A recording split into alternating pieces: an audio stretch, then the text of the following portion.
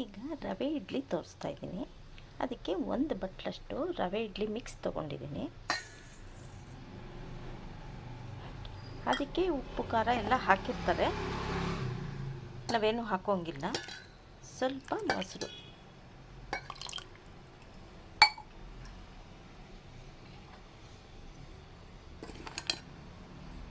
ಒಂದು ಕಪ್ಪಷ್ಟು ಮೊಸರು ಹಾಕಿದ್ದೀನಿ. ಇದು ಸ್ವಲ್ಪ ಹೊತ್ತು ನೆನೆಯಕ್ಕೆ ಬಿಡಬೇಕು.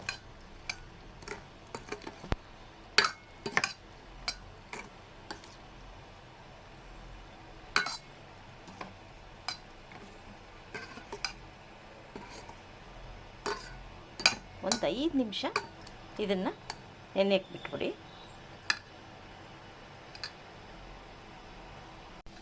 ಈಗ 5 ನಿಮಿಷ ಬಿಟ್ಟಾದಮೇಲೆ ನೋಡಿ, ಗಟ್ಟಿಯಾಗಿ ಚೆನ್ನಾಗಿ ಮೊಸರು ಹೀರ್ಕೊಂಬಿಟ್ಟಿದೆ. ಈಗ ಅದಕ್ಕೆ ಇನ್ನೊಂದು ಕಪ್ಪಷ್ಟು ಗಟ್ಟಿ ಮೊಸರು ಹಾಕಬೇಕು.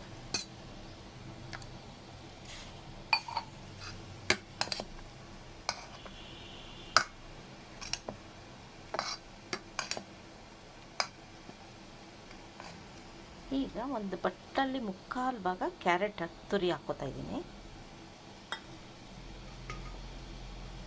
ಸ್ವಲ್ಪ ಕೊತ್ತಂಬರಿ ಸೊಪ್ಪು.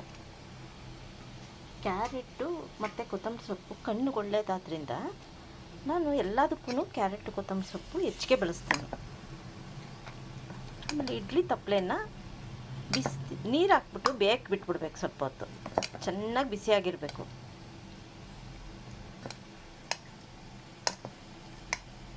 ಈಗ ಇಡ್ಲಿ ಪ್ಲೇಟ್ಸ್ಗೆ ಸ್ವಲ್ಪ ಎಣ್ಣೆ ಹಾಕಿ ಡಸ್ಟಿಂಗ್ ಮಾಡ್ಕೊತಾ ಇದ್ದೀನಿ.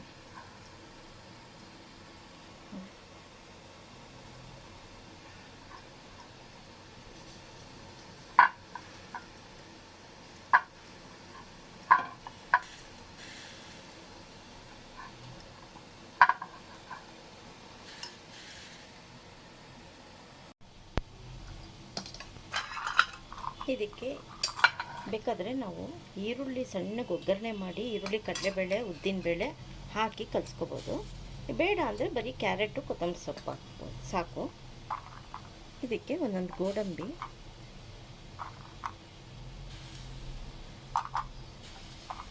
ಇಟ್ಟರೆ ಚೆನ್ನಾಗಿ ಕಾಣುತ್ತೆ.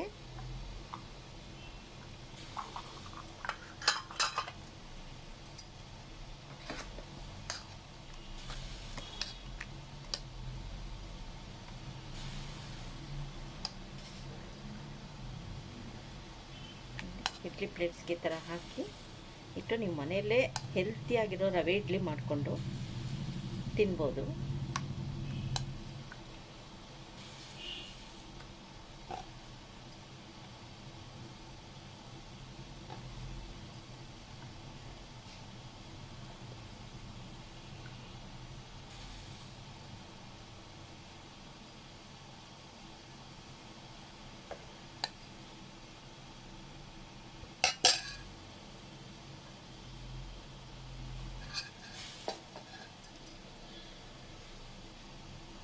ಇದಕ್ಕೆ ಮೇಲೆ ಸ್ವಲ್ಪ ಎಣ್ಣೆ ಹಾಕಬೇಕು.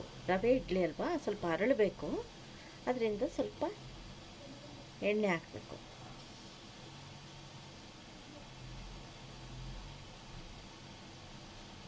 ಈಗ ಚೆನ್ನಾಗಿ ಇಡ್ಲಿ ತಪ್ಪಲೆ ಬಿಸಿಯಾಗಿರುತ್ತೆ, ಆವಾಗ ಇಡ್ಲಿ ಇಟ್ಟರೆ ಚೆನ್ನಾಗಿ ಬರುತ್ತೆ.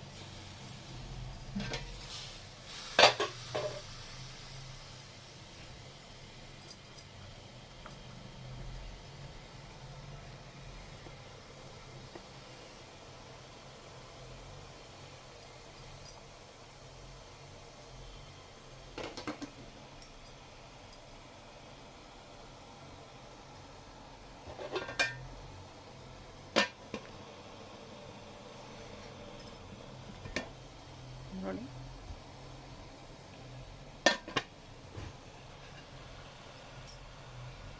ಬೆಂದ ಮೇಲೆ ತೋರಿಸ್ತೀನಿ.